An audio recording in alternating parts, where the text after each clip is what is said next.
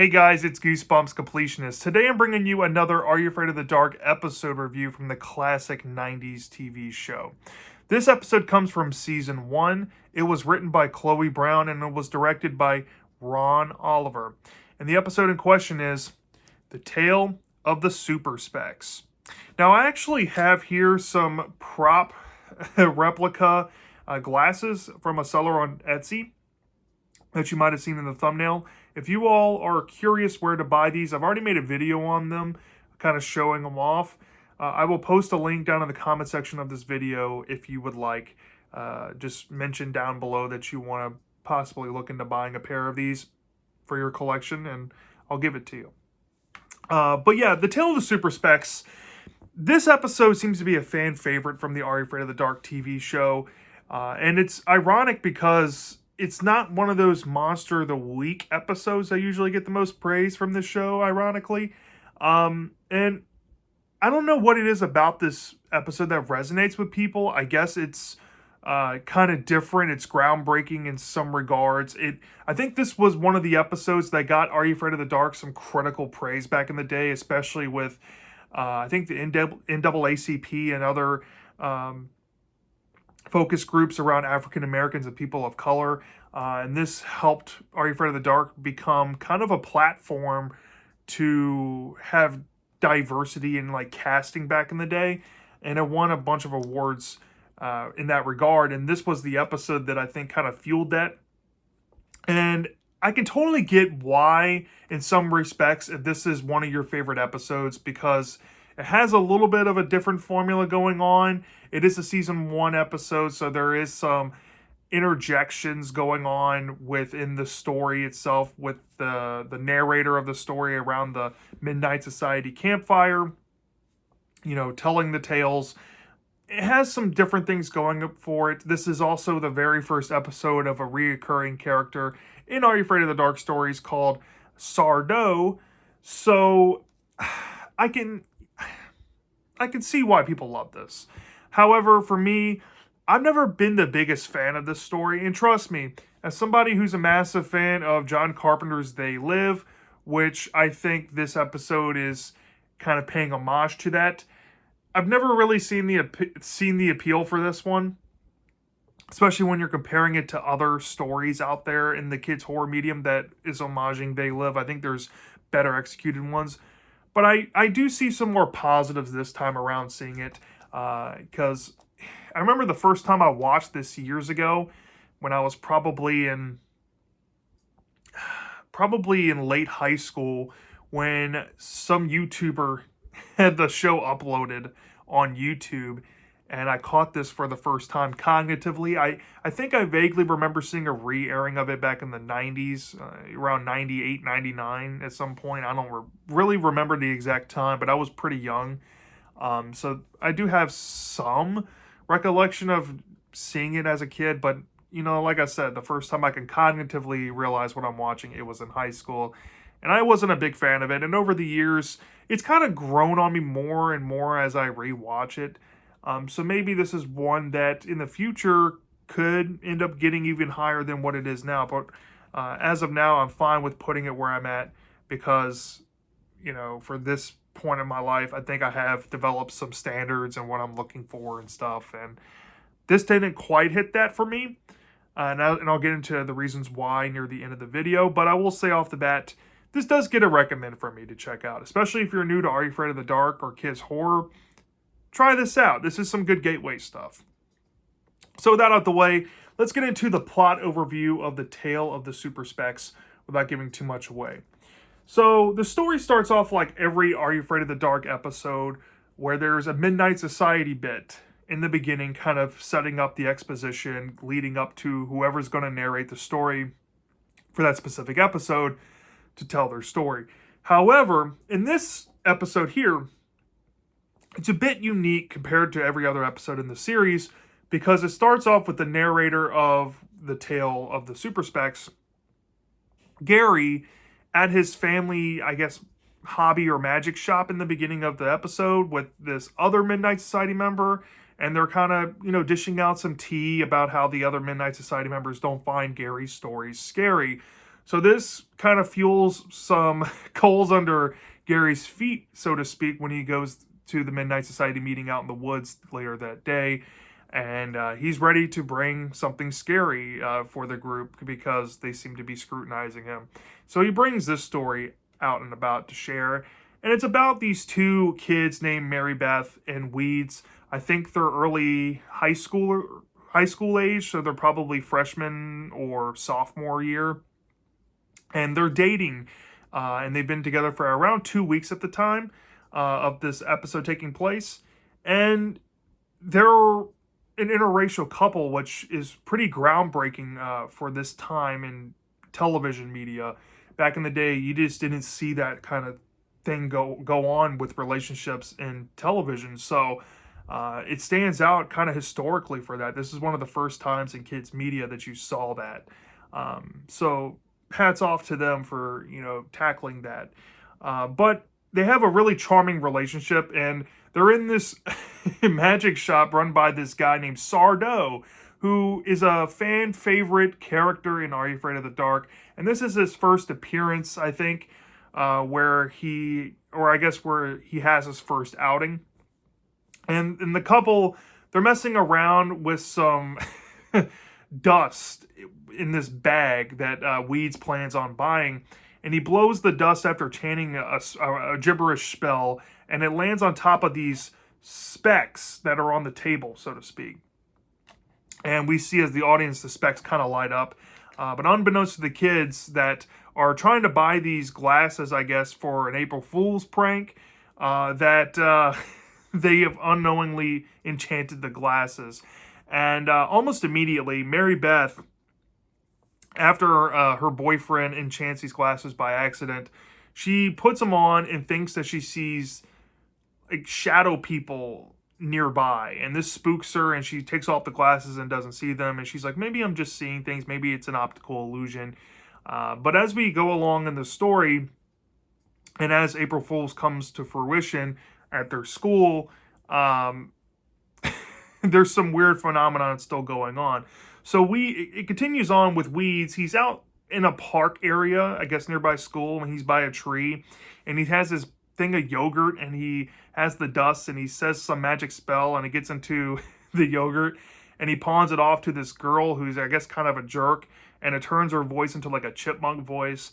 And of course, he brings the glasses with him to school, and he catches up with his girlfriend Mary Beth in the hallway, and she is telling this other kid that, hey, these are the super specs, these help you look cool and whatnot. But when she puts them on, she thinks she sees a shadow person again, right? And this makes her freak out even more, and she's like, okay, well, something is evidently wrong here. And she accidentally takes home the glasses with her to her home. And when she's at home, she puts them on in the kitchen, and nothing is on the stovetop. But when she puts them on, she sees a kettle like brewing or steaming up, and she realizes that somebody might be in there with her, but she can't see them with the glasses off. She has to keep them on. So this freaks her out, of course. And then when she looks around the area with nearby her, she sees a bunch of shadow people coming towards her, like, they're after her for some reason. And she freaks out accordingly and runs out of her house and tries to find her boyfriend Weeds immediately to pretty much confess, like, hey, these glasses, there's something wrong here. And she finds him at this basketball court, at a public park, and he's playing like hoops with his friend. And she brings the glasses, and of course she sees more players at the court, like an entire team of these pretty much black cloak figures who are dressed head to toe in like a morph suit, but it's all black. And every time she puts them on, they, I guess, understand that she can see them, so they start walking towards her, which freaks her out. She runs away and says that she needs to find out more information about this, and she heads right back to Sardo's magic shop. And luckily for her, her boyfriend Weeds kind of follows her at one point to get caught up. And this is where we get to really get an understanding of Sardo's character. And Sardo, after hearing the story from Mary Beth, realizes that, hey, what you need is essentially this dust that I pretty much sold out of, which I think your boyfriend bought the last bag of. So she goes back and stops the bag from being thrown away, and she explains to him, like, hey, you need to come with me to Sardo's shop so you can hear what's going on. And Sardo essentially breaks it down to the kids that essentially what Weeds did was accidentally set off a spell called the Second Sight spell, which made their way onto the glasses, and now these glasses have become a doorway into another dimension, and it has invited these beings, some could be good, some could be evil, into the dimension they are currently in. And now, since they're the only ones that can see it with these glasses, it's up to them to kind of figure out how to put these beings back in the dimension where they belong. So Sardo decides to hold kind of like a magic seance, so to speak, of trying to channel like the origins of these people from this dimension and figure out like what do they want and how to get them back. And this results in the climax of the episode where there's pretty much a straightforward revelation of what's going to happen to all three characters, so to speak. And when we think that the scenario might have fixed itself, the episode kind of offers a twist to it all, where it recontextualizes the whole event into something else, and everything that the characters experienced might not have been the way it seemed, let's just say. And that essentially is what you're going to expect out of the Tale of the Super Specs. So I'm going to start off by saying some positives about this episode. I think for once in Are You Afraid of the Dark, I can actually say the acting across the board in this episode was really good. There's no bad performance in this story here. As a matter of fact, I think the characters of Mary Beth and Weeds have some of the best character dynamics I've seen in Are You Afraid of the Dark? And I just really liked how the characters feed off of each other. They feel genuine. You don't really feel romance with them, I guess, because it's a kid's show after all. They're not trying to drive that home as much. But you can tell that they had good chemistry together. And like I said early on in the video, this was a very groundbreaking episode for its time, just in television, period, because it was an interracial couple being put on screen. And that, to me, is really cool. And I commend Are You Afraid of the Dark for doing that, and I guess giving a platform for people back in the day to have a voice heard, or have work for their career, and that's really cool. So yeah, it's a very historic episode, and pretty much the acting across the board, like I said, was really well done. I think the concept here is really intriguing. It's not my favorite They Live Rip, if I'm being honest. I think there is some better ones out there that I've come across. But I do like the idea of a magic or fantasy-oriented take on it, where the characters kind of unleash these interdimensional beings. It's kind of Lovecraftian in some ways. If it really wanted to go a darker route, or maybe a more monster route, they could have easily done that. I don't know if they chose the black morph suits because of budgetary reasons. I couldn't tell you. And if we're talking about alternate dimension humans, why are they black shadow figures? That's beyond the point, though. But I think the concept in itself is creepy, and there is some unsettling things, especially when we're dealing with Mary Beth, who I think has the most narrative in the story, because most of the story does follow her perspective. What she goes through is kind of harrowing, and I can understand why that would frighten her in the way that it does, because there's so many unexplained things. And I will say this up front, I think the humor in this episode was very well done, especially when we're dealing with some funny scenes with like the chipmunk girl that made me chuckle, or Sardo's bits kind of like making light of the situation. I thought he was funny at times.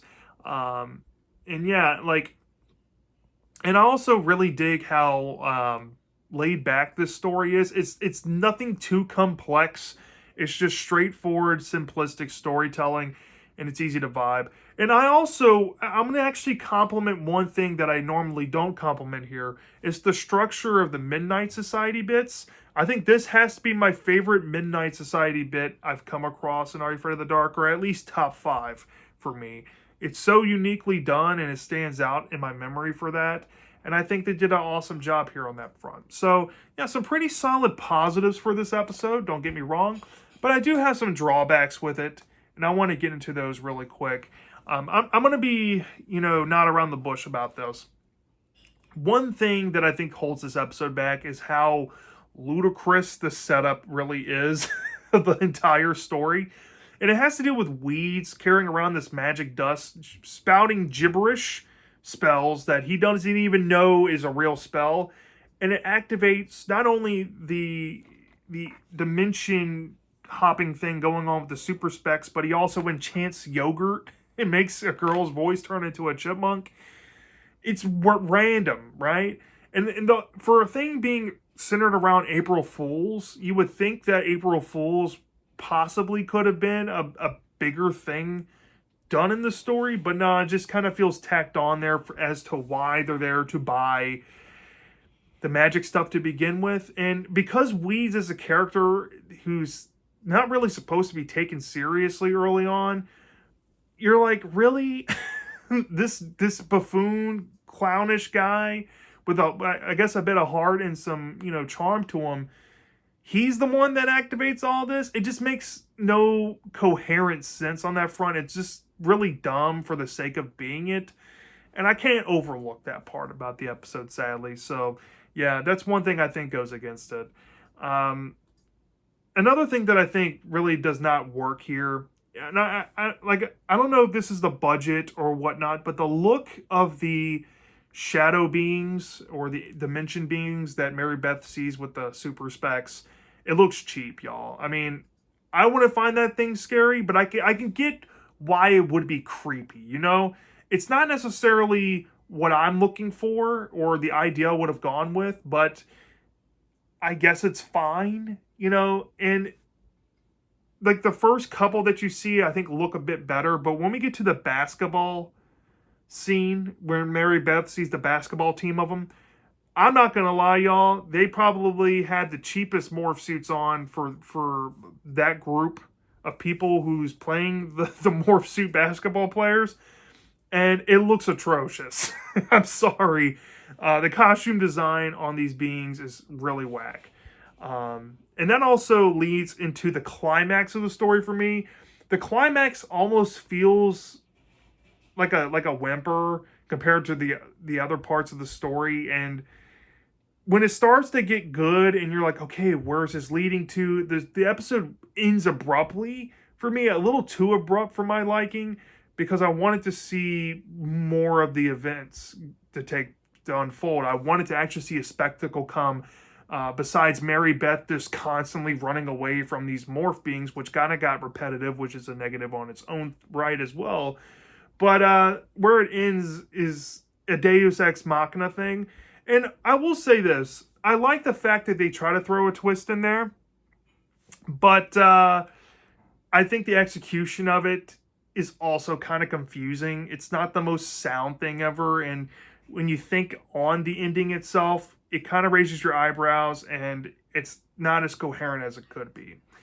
So, yeah, from a 0 to 5 star basis for this episode for me, y'all, I struggle with this because I did really find myself having fun with it, but there's also some clear problems with it that I just can't overlook. And to be honest, on an enjoyment scale by itself, I normally am a blend of enjoyment and technical, but I never really highlight the enjoyment all that much. That should be given. I'm a kids horror enthusiast. I enjoy pretty much the whole genre in a nutshell. The intrigue is enough enjoyment for me. But for this episode, the enjoyment kind of helped some of these issues, which are more medium things for me. So I was a lot more forgiving on it than I normally would be. For this show standards, I think it's pretty serviceable and quite comparable to other stories like it in kids horror, but I think it's just possibly my least favorite at the same time. But for those problems, I decided that the problems didn't equate love for me, so it wasn't getting a 4.3 out of higher for me, which a 4.3 is essentially love territory. So it's getting lower than that. But I also didn't want to give this thing a B because I just don't feel like it's a B tier episode. I feel like it's a high C tier though. So where I settled with this might shock a lot of you, but I think I'd give this episode maybe like a 3.9 out of 5 stars. And that's including just the enjoyability and the historical significance and all that. When something has significance, usually I try to be more fairer on it. I've done it in the past with stuff like Night of the Living Dummy 1 for it kind of saving Goosebumps from being canceled into obscurity way early on. This is an episode that I think deserves a lot of praise for things kind of outside of the story itself and its historical impact of, its time, I guess. But that doesn't shortchange. It's entertaining. It's Sardo's first episode, and for Sardo episodes, this is one of the better ones, so I'll be more nicer to it. And I feel comfortable giving it about a 3.9 out of 5 stars, all said and done. I think it's a C+. It's a pretty good episode. Not quite very good for me, but pushing that. It just needed a little more there for me. I think that if it had a better ending and a better climax, and the Deus Ex Machina came off less confusing, and it had maybe more run room to flesh out some of these ideas better and build up some events and be less repetitive, this could have been a very high-hitting episode for me. But it just didn't do that, and it kind of lands here by default. But I still enjoy myself with it, and I would still recommend it to people. Go check this episode out if you haven't seen it before. So yeah, that's my thoughts on the Tale of the Super Specs. Let me know down in the comment section if you've seen this episode before. Do you love this? Do you hate this? I'm dying to know. And I'll see you next time.